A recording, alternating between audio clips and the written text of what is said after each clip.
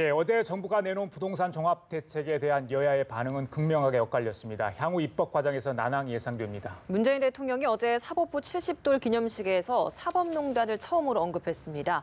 검찰 수사에 어떤 영향을 미칠지 주목됩니다. 관련 내용 두 분 전문가와 함께 짚어보겠습니다. 최창렬 용인대 교육대학원장, 김형준 명지대 교수 나와 계십니다. 예, 어서 오세요. 안녕하십니까. 자, 어제 정부가 부동산 종합 대책을 내놓았는데 여야의 반응 엇갈렸습니다. 여당 시의적절하다.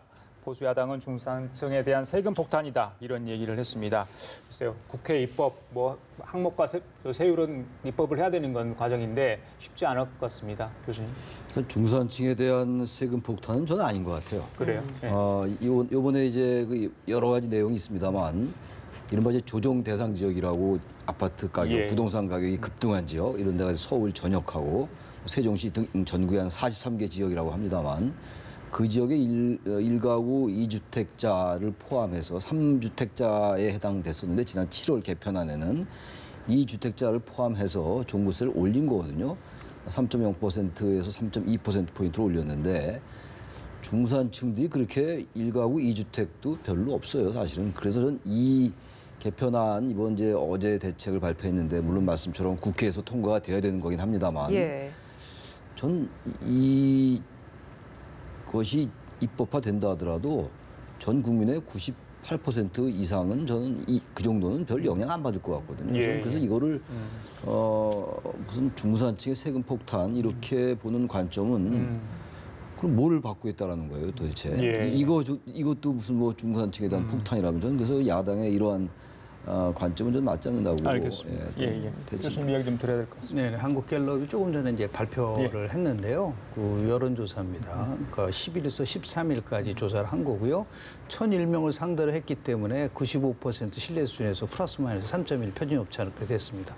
관심 있는 건 현 부동산 정책에 대해서 물어봤거든요. 이게 어저께 발표하기 바로 직전의 조사 결과인데 제가 관심 있게 본 거는 집이 하나도 없다는 사람이 42%, 그리고 한 채라는 사람이 47%였고요. 두 채 이상이 12%였습니다. 그렇다면 어제 발표한 부동산 대책의 핵심은 2가구 주택 이상자, 다주택자들한테 결국은 세금을 이제 부과해서 어느 정도 조정을 하겠다는 거니까 결국은 중산층보다는 중산층이 두 채 이상을 가질 수가 있나요?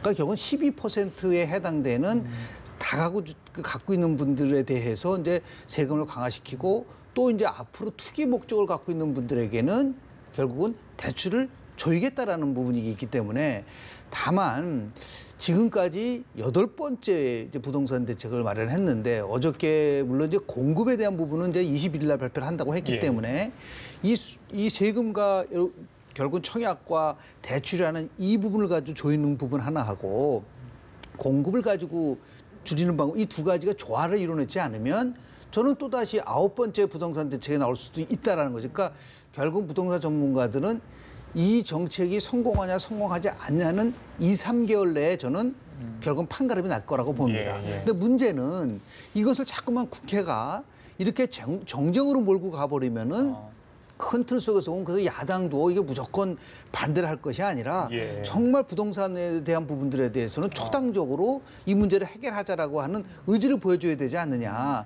그렇지 않고 이걸 또 다시 국회 입법 과정 속에서 세월아 내월아 하다 보면 그다음에 책임은 또 어떻게 가는 야당이 입법을 하지 않았기 때문에 부동산 값이 뛴다라는 그러한 비난을 받을 수가 있어요. 이런 부분들을 야당은 직시해야 될 거라고 저는 봅니다. 그러네요. 교수님께서는 이게 정치적 공방으로 가면 안 된다라고 이야기를 해주셨는데 어제 대정부 질문에서는 이게 공방이 된 것 같아요. 보면 이제 경제 정책에 대해서 소득주도 성장은 태어나지 말았어야 할 괴물이다라고 김무성 한국당 의원이 이렇게 이야기를 하니까 박영선 의원은 오히려 부동산 가격 폭등이 전 정부의 무책임한 금리 인하 여파 때문이다라는 발언을 했습니다. 여러 가지 요인이 있잖아요. 지금 부동산 가격 폭등은 그리고 특히 이제 소득주도 성장이 괴물이다라고 하는 것도 이게 전부 지나치게 제가 야당 정책을 좀 비판하는 것 같긴 합니다만 소득주도 성장을 완전히 폐기한다면 과거의 그 패러다임으로 돌아가겠다는 거냐 그 질문을 안 할 수가 없어요.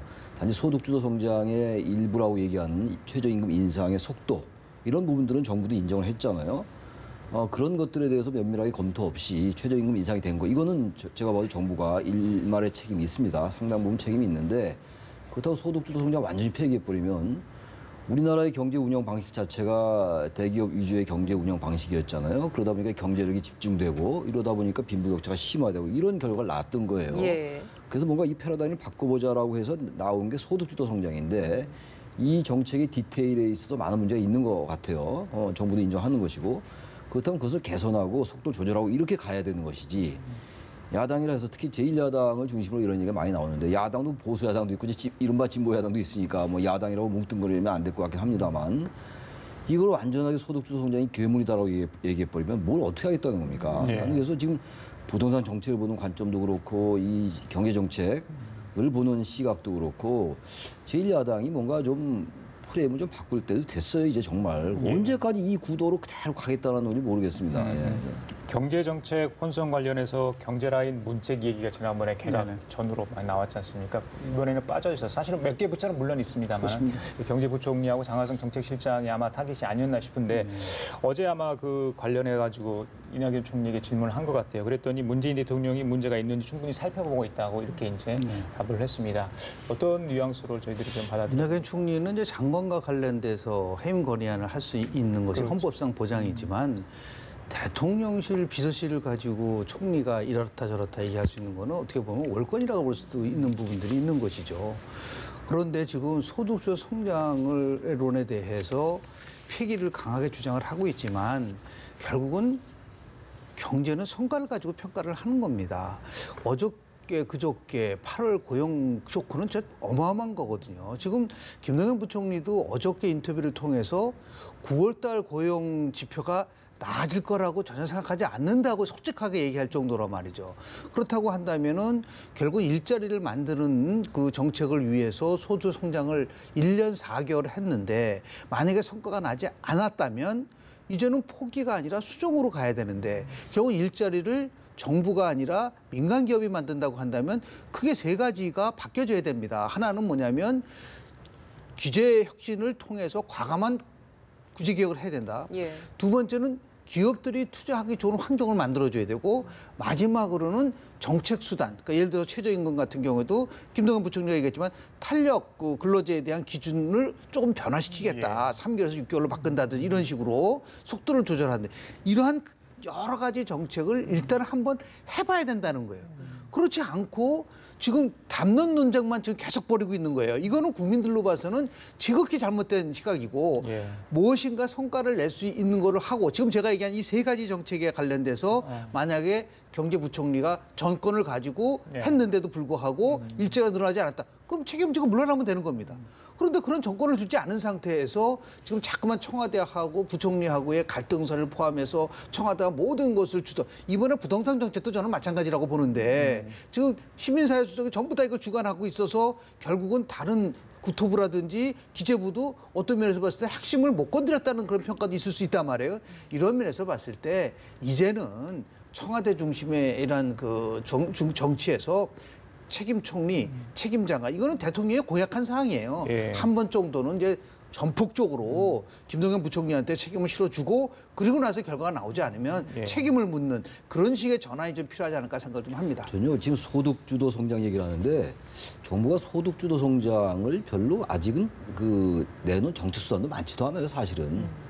그 최저임금 인상이 소득주도 성장의 거의 전부인 것처럼 자꾸만 인식이 되는데 상당 부분을 차지하고 있죠. 그리고 이번에 여러 가지 고용 악화에 분명히 책임이 있어요. 소득주도 성장 중에서 최저임금 인상이. 그걸 부인할 수 없죠. 근데 어쨌든 우리 한국 경제가 여러 가지 구조조정 과정도 있는 것이고 또 인구 요인도 있어요. 근데 그것 가지고 지금 이 고용 악화를 설명할 수는 없습니다. 예. 그것 때문에 문제가 있는 것이지 소득주도 성장이나 최저임금 인상에 문제가 있는 건 아니다라고 하면 안 되는 겁니다만 일단 기본적으로 본질적으로 우리 경제 구조가 왜 이렇게 됐는가를 살펴보면서 이게 어제 오늘 일이 아니잖아요. 근데 이거 자꾸만 그런 정책 하나를 가지고 자꾸만 서로 이 정부와 야당이 논쟁을 하다 보니까 근본적인 대책을 논의하는 쪽에서 많이 비껴 있는 것 같아요. 특히 그리고 이제 장하성 실장이나 요즘 또 나온 얘기는 그 시민사회 수석인가요? 김수현 수석 얘기도 많이 나와요. 근데 그런 부분들은 아까 그 얘기 잠깐 나오다 지금 다른 곳으로 간 것 같은데 얘기가 청와대도 그렇고 한 번쯤은 그 시민사회의 의견을 뭐 좀 감안할 필요는 있을 것 같아요. 그런 부분들도. 그러니까 지금 어쨌든 계속 나온 비판이 청와대가 너무 나선다라는 비판들이 있잖아요. 예. 그럼 그거는 청와대가 한 번쯤은 귀 기울일 필요는 있다라는 생각은 듭니다. 근데 저는 이제 통계 계량 정책을 해서 그런지는 모르겠지만은 어떤 현상이 나오면 요인은 다양합니다. 지금도 고용 상황과 관련돼서 크게 세 가지를 우리가 얘기를 할 수가 있어요. 하나는 경기 요인이냐, 아니면 구조 요인이냐, 정책 수단이냐는 거죠. 경기 요인은 지금 우리 소비가 굉장히 줄어들고 있던 부분들 예. 그렇지 않습니까? 수출은 굉장히 늘어나고 있는데 소비는 줄어들고 있다. 이러한 나름대로의 경기 요인과 구조 요인은 지금 얘기하는 조선, 자동차 이런 구조조정을 통하니까 제조업에서 상당한 일자리가 줄어들고 있다는 부분하고 이 정책 수단이 지금 이제 근로시간 단축이라든지 최저임금이라든지 이런 부분이란 말이에요. 그러면 제가 얘기하는 이 세 가지 요인 중에서 우리 가장 핵심적인 어떤 게 가장 큰 비중을 차지했느냐를 가지고 논의를 해야지 지금 정책 수단에 대해서 비판을 하면은 청와대는 뭐냐면 그 경기 요인과 구조 요인이 같이 맞물려서 간 거다라고 얘기를 해버리면은 예. 그거는 진단이 나올 수가 없어요. 그러니까 처방이 안 나오는 겁니다. 예를 들어서 1이라고 봤을 때 경기 요인이 0.2고 구조 요인이 0.2인데 예를 들어 정책 요인이 0.6이다.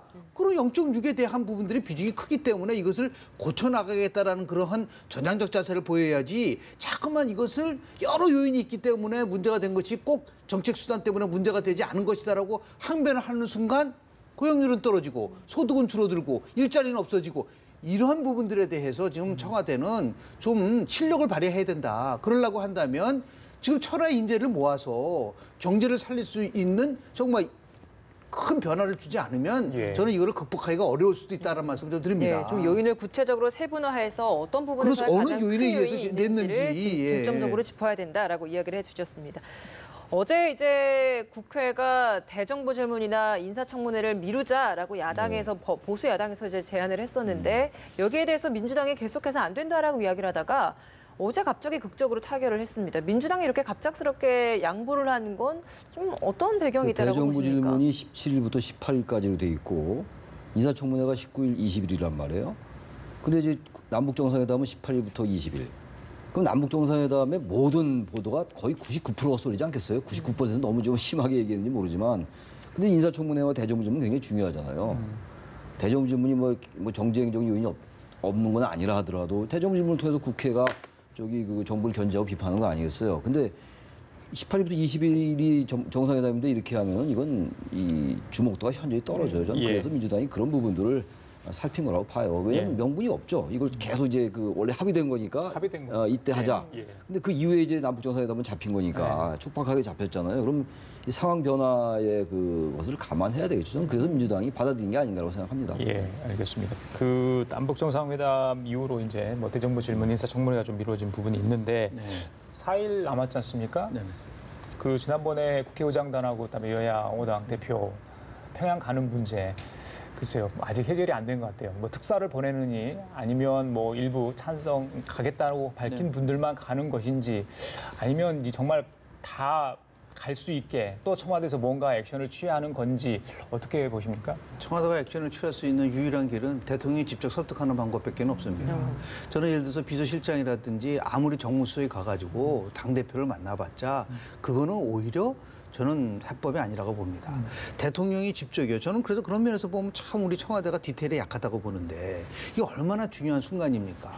올해까지 정말 비핵화 절차가 이루어지고 종전선언이 이루어진 다음에 북미 간의 관계가 개선이 돼서 한반도 평화체제가 이루어질 수 있다고 한다면 이건 엄청난 나름대로의 큰 수확이라고 볼 수가 있어요. 이러한 것을 정말 절실하다고 했다면 저는 대통령이 전화기를 들었어야 된다. 그러니까 미국은 그렇게 많이 합니다. 그 야당 대표를 만나서 이번에 특사단이 만나서 한 얘기를 포함해서 중요한 정보를 주고 그렇기 때문에 왜 같이 가야 되냐는 얘기를 했었으면은 저는 야당이요 거부하기 힘들 거라고 봅니다. 대통령이 그 정도까지 얘기를 했는데도 불구하고 만약 야당이 거부를 한다고 한다면 그 후폭풍이 굉장히 심할 거예요. 근데 지금은 절차상으로 굉장히 중대한 결함이 발생될 수밖에 없었던 것이고요. 예. 이제 와서 다시 바꾼다는 건 어려워서 이제 마지막으로 남은 것은 대통령이 이제 김정은 위원장을 만나서 뭐 성과를 잘 냈으면 좋겠어요. 그리고 나서 추후에 우리 국회들이 다시 남북 이런 국회 회담을 통해서 뭔가 전진적이고 의미 있는 걸 만들어내자. 그러면 그때는 이제 문희상 의장님을 중심으로 해서 대표단을 만들어서 별도로 같이 갈 수 있는 그런 길을 여는 것이 낫지. 지금 벌써 지나간 걸 가지고 뭐 공방을 치렀고 당리당량이다 이렇게 자꾸만 이 문제를 가지고서는 논쟁을 벌이는 것은 좀 건설적이지 않다라는 말씀 좀 드립니다. 그러면 민주당하고 정의당하고 평화당 3당 대표만 가는 부분은 뭐 지금 어떻게- 이제 간다고 의사를 표시했으니까 지금 이 다른 야당들이 안 간다고 해서 잊어서 또 그 야당들도 안 간다라고 얘기하는 것도 그것 모양이 우스워졌어요. 그러니까 그러다 보니까 아무튼 이번에는 이 단추가 잘못 꼬인 것 같아요. 어쨌든 국회가 같이 가는 건 좋다 하더라도 이번엔 꼭 국회가 안 가도 되거든요. 그야말로 다음에 가도 되기 때문에 어쨌든 일이 있게 됐어요. 지금 뭐 이 잘잘못 따지는 건 의미가 없고 예. 그래서 더 이상 뭐 야당 설득 이런 건 저는 의미가 없다고 보고 야당은 또 가는 거죠. 일부 야당은 그 수밖에 없을 것 같습니다. 지금. 예. 어제 이제 대통령이 사법부 70주년 기념식에 참석했습니다. 여기에서 이제 발언을 했는데 사법행정권 남용 그리고 이런 재판 거래 의혹에 대해서 사법부 스스로 셀프 개혁을 좀 강조했거든요. 어제 발언 좀 어떻게 보셨습니까? 아니 정말 뭐 사법부가 우리 제일 듣기 싫은 말이 국정농단인데 국정농단에서 지금 사법농단이란 거 같고 재판 거래라는 이거는 정말 사법부가 통탄할 일이죠. 어떻게 재판을 가지고 거래를 하면 그 재판 당사자들의 입장에서 봤을 때는 이 사법부에 대해서 어떻게 신뢰를 할 수 있겠습니까? 이런 부분에 대해서 정말 이거는 사법부가 모든 것을 내려놓는다라는 그런 의미에서 우리 김민수 대법원장이 어저께도 그런 얘기를 했지만 특단의 조치를 수사에 협조한다고 쳐야 그랬죠. 된다. 그렇지 예. 않으면 예. 좀 생각을 해보세요. 유전무죄, 무전유죄 때문에 국민들을 굉장히 정말 고통스럽게 했는데 이제는 재판 거래까지 있었어? 라고 한다면 그 다음에 어떤 재판 문제가 나왔을 때 그거를 가감하게 국민들이 받아들일 수 있게 이거는 엄청난 이 사건인 거예요. 하나의 우리가 대통령 중심제 국가에서 입법, 사법, 행정이라면 사법부의 근본이 흔들리게 되면은 그건 대한민국 전체가 흔들리는 것이지 이게 사법부 차원의 문제가 아니고 대한민국의 미래를 위해서라도 이 문제와 관련돼서는 정말 이 사법부가 국민의 신뢰를 회복할 수 있는 그러한 자세를 보여줘야 되는데 흥미로운 거는 우리가 신뢰도 조사를 해보면요. 10년 전에 가장 높게 나왔었던 딱 집단이 두 개입니다. 사법부와 시민단체였어요. 근데 지금 10년에 조사를 해보니까 가장 크게 추락했었던 집단이 바로 사법부와 시민단체라는 것을 꼭 염두에 둘 필요가 있다고 저는 봅니다. 앞으로 좀 상황이 달라지겠습니까? 또 하나는요. 사법부가 최근에 그 압수수색 영장이 기각을 연달아 됐어요. 90%가 근데 넘어요. 그건 도저히 받아들일 수 없어요. 물론 예. 그 판단은 사법부의 고유 권한이에요. 영장 담당 판사가 이제 판단을 하는 거긴 한데 아무리 사법부라 하더라도 보편성이 있는 거예요. 지금 뭐 구속영장을 청구한 것도 아니고 그런 것들에 대한 여러 의혹이 제기되기 때문에 압수수색 영장을 발부해 달라고 하는데 그걸 90% 이상, 98% 이상이 기각된다는 건 말이 안 돼요. 원래 압수수색 영장은 거의 기각률이 없어요. 예. 구속영장하고 다르기 때문에 그야말로 이 선출되지 않은 권력에 지금 현재 사법부도 마찬가지예요. 예. 이건 뭔가 사법부의 수장이 뭐 그런 얘기도 나왔습니다만 특단의 조치가 필요할 것 같아요. 왜 조치가 없겠습니까? 아무리 영장 담당 판사가 결정을 내리는 걸 하더라도 판사를 교체한다든지 아니 일단 대한민국은 인민주권의 나라예요. 국민들이 그걸 바라고 있잖아요. 엄청난 재판 거래 의혹이 그야말로 거의 백일하게 드러나고 있는데 명시적으로 거의 예. 그거를 압수수색 영장조차 다 기각한다. 예. 그럼 어느 나라의 사법부입니까? 그건 있을 수 없는 예, 얘기입니다. 김명수 대법원장이 보는 앞에서 문재인 대통령이 이런 셀프 개혁을 강조했기 때문에 이번에 좀 달라진 모습이 보여질지 좀 더 지켜보도록 하겠습니다. 네. 오늘 두 분 말씀 여기까지 듣도록 하겠습니다. 고맙습니다. 감사합니다.